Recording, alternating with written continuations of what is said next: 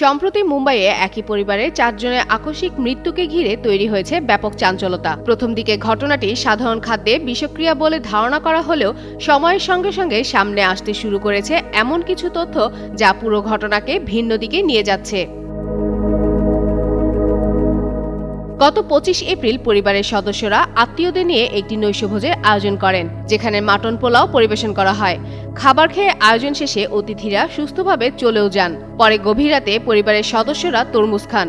ভোর 5টার দিকে হঠাৎ করে তারা অসুস্থ হয়ে পড়েন। বমি ও ডায়রিয়ার মতো উপসর্গ দেখা দিলে প্রথমে বিষয়টি খাদ্যে বিষক্রিয়া বলে মনে করা হয়, কিন্তু পরিস্থিতি দ্রুত খারাপ হয়ে 4 জনেরই মৃত্যু ঘটে। প্রাথমিক ময়নাতদন্ত করতে গিয়ে চিকিৎসকরা লক্ষ্য করেন মৃত ব্যক্তিদের মস্তিষ্ক, হৃদযন্ত্র ও অন্ত্রসহ লেস অয়েল অ্যাবজর্ব করে আপনার পরিবারকে রাখে হেলদি। ফুড গ্রেড ম্যাটেরিয়ালে তৈরি যমুনা কুকওয়্যার।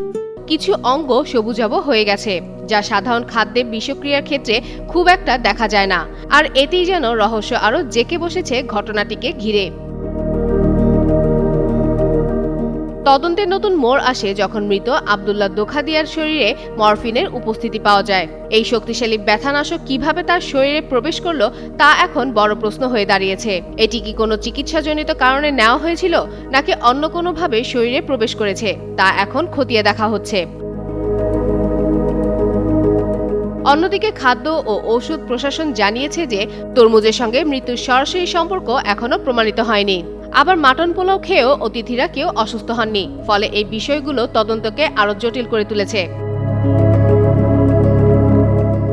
এখন 4 জনের ভিসেরা পরীক্ষা রিপোর্টই একমাত্র ভরসা হয়ে দাঁড়িয়েছে আসল রহস্য উন্মোচনের জন্য। তদন্তকারীরা পরিবারের মানসিক চাপ বা অন্য কোনো কারণও খতিয়ে দেখছেন। পাশাপাশি তরমুজে কোনো বিষাক্ত পদার্থ বা ভেজাল ছিল কিনা সেটিও পরীক্ষা করা হচ্ছে। তদন্তকারী চিকিৎসকরা এখনো কোনো চূড়ান্ত মতামত দেননি। ফাতেমা ফাতেহ জান, যুগান্তর নিউজ।